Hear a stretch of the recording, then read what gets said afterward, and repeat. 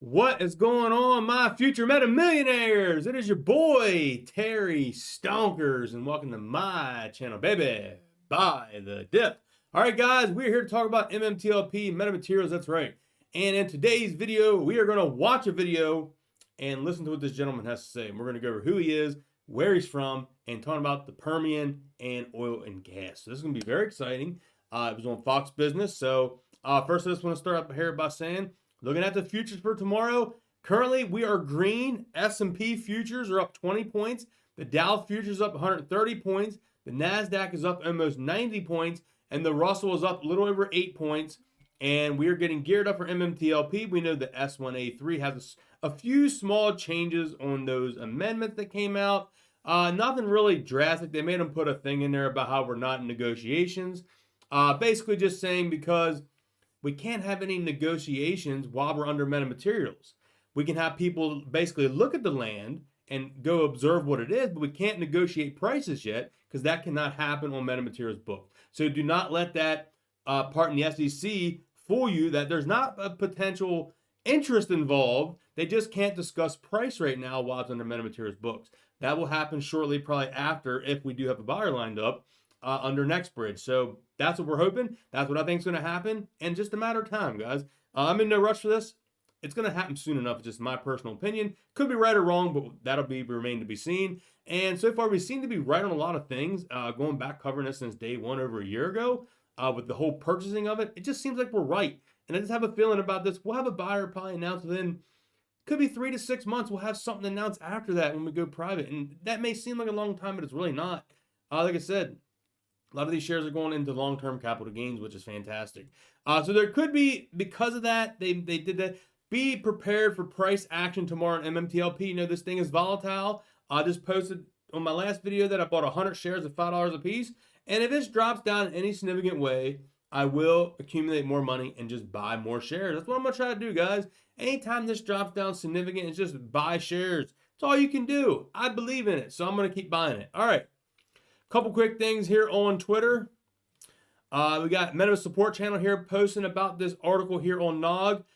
Go follow him on Twitter at MMTLP Jedi and read this article on Nog about Northern Oil continues snapping up Permian assets. Very nice article there, so definitely go check that out. There is this here old clip that from Houston Wade that J911M posted. And I agree, my plans are the same. So let's go watch this clip here from Houston. $1,500 on Monday. I mean, what I did with my money is I did some GME. Lap 27. Houston, what would you do with $1,500 on Monday?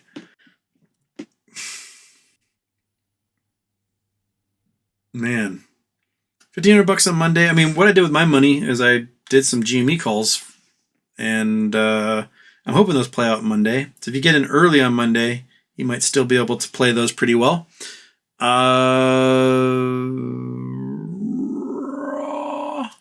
Otherwise, I might just put everything into the stock that cannot be named. So that's my goal.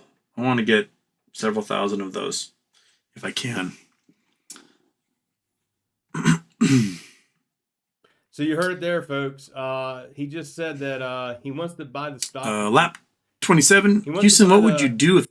He wants to buy the stock that cannot be named. And we know what that is, MMTLP. I'll go watch previous videos. I'm not going to go over all that in this one. But I'll go watch previous videos on what we covered on that part. But there you heard it. His brother Gardner Wade, which is part of metamaterials, told him to basically not talk about it anymore. So that's what's going on in there. But he's saying he would go and buy the stock that cannot be bought. C-Plan here has a couple little things out. MMTLP, this hits different. Number one, Berta tweeting and saying he won't comment until after. Number two, GP following up with let's get this party started. Number three, we be drilling. We have yet no money to do so. But yet we have no money. We are not in negotiations. Olkers increases options from 1 to 3%, not financial advice. So there you go. Seems pretty bullish in my opinion. All right, so we got this here we need to watch. I'm going to pause throughout and get my thoughts and opinions. This here was on Fox Business, and let's get to it. Joining us right now is American Petroleum Institute President and CEO Mike Summers. Mike, it's good to see you this morning. I want to get into the Strategic Petroleum Reserve, but first I got to get your take on the UK Prime Minister resigning today. How do you see it? Well, let's remember that the United Kingdom has had a failed energy policy over the course of the last decade as well. And that contributed, I think, to some of the instability that we're seeing. They banned fracking, and that's one of the reasons why they... So this is Mike Summers, the American Petroleum Institute President and CEO. So what this man says is very, very important. They're seeing record high energy prices in the United Kingdom. If we don't do what's right here in the United States, we could be going that way too. We have to get the policies right if we want to get the energy prices down and return to a place of American energy leadership. Well, look, the president has been bleeding the Strategic Petroleum Reserve dry. He's readying the sale of 15 million additional barrels from the emergency reserve. He says he's doing this to curb gas prices and offset OPEC's production cuts. But we all know it's ahead of the midterms. Here's what Energy Secretary Jennifer Granholm had to say about this timing of the move yesterday. Watch this. This is about what people are feeling on the ground. This is not about the political moment. It's not about the political moment, she said. Biden says he's willing to authorize more sales from the Strategic Reserve if needed. Mike, we're at the lowest level since 1984. What do you say? So just right there, before he talks, it sounds like we're getting really low.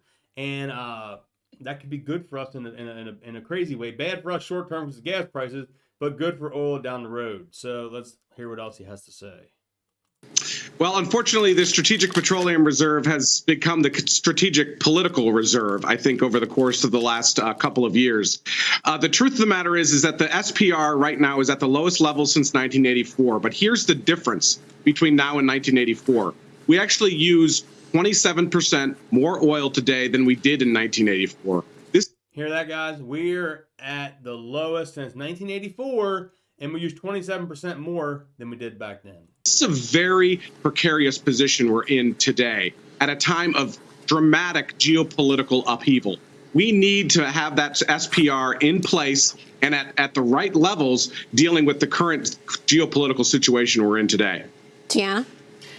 So we know that because oil is fungible, even though the U.S. has this embargo on Russian oil, and even though Russia has stopped its oil flows towards a lot of Europe, it's still being sold elsewhere, and those jacked up prices are trickling down to us. How much does this domestic, minimization of our own oil production and our reliance on the SPR provide more of a profit margin to Russia and provide more of a profit margin to our adversaries? Well, one thing that this administration has done from the very beginning is they've tried to do everything they could to prevent production here in the United States.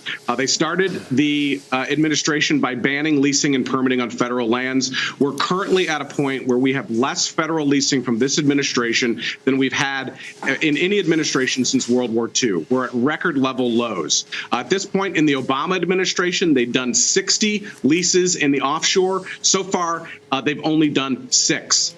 This administration continues to talk out of both sides of its mouth, saying they want more production, but not putting more policy. You're seeing on the inflation there how much it's going up each month. Like I said, man, it's crazy. Policies in place that would actually encourage more production. Here's Leo Kelly. So we understand the problem is massive. We know we're headed for this Great Britain outcome, this Germany outcome. My question is simple. If we get a change in leadership, how much damage has been done and how fast can we turn this around? Is it possible to turn this around fast enough that we don't go down this path for years and years to come? Well, we are blessed in the United States with really the unsung hero of American oil production, and that's private property rights. Fortunately, we still have private property here in the United States. Most of the Permian, all of the Permian in the state of Texas, for example, is on private property. Permian in Texas, private property. That sounds a little familiar, like our land, man.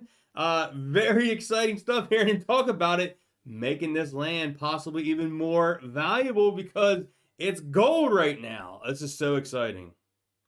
and we can continue to produce. What we need is policies that are going to continue to push American producers and to say to American producers that this is a long-term strategic asset for the United States. And that's exactly what oil and natural gas is. It's a long-term strategic asset that we're going to need to provide for both lower consumer costs and for us to succeed on the world economic stage. You know, you look at this strategic petroleum reserve at these low levels. Donald Trump filled it up and paid great prices for it when oil prices were near the lows. But this President Biden says that he's going to fill it up. What is he going to fill it up with? Higher prices. It's costing us a lot more money because he's selling it. And why sell it now to adversaries like China?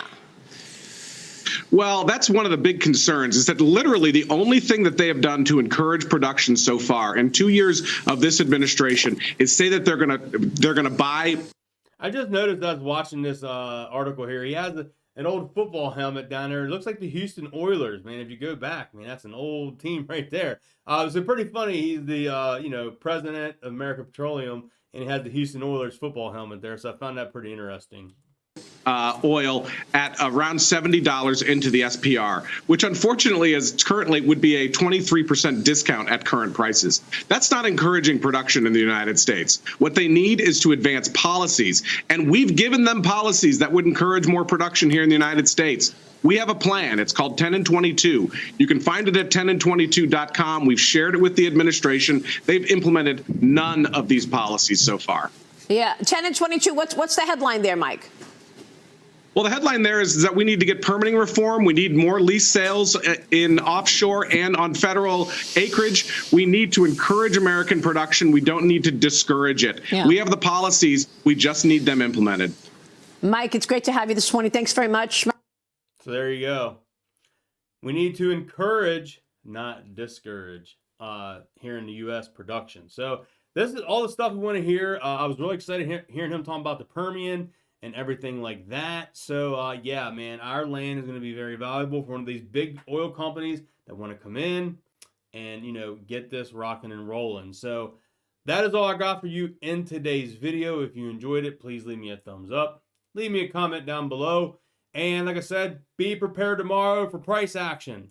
We don't know if the shorts are going to come after us and dump shares on the market and try to drive the price down. All we can do is know what we hold. We're not curious, but like I said, this price is irrelevant right now. It doesn't matter. We know what we hold. We know what this is worth. We're going to be ready for the life-changing event. So that's my plan. And I will catch y'all in the next video, guys. Peace. Hyundai Tucson versus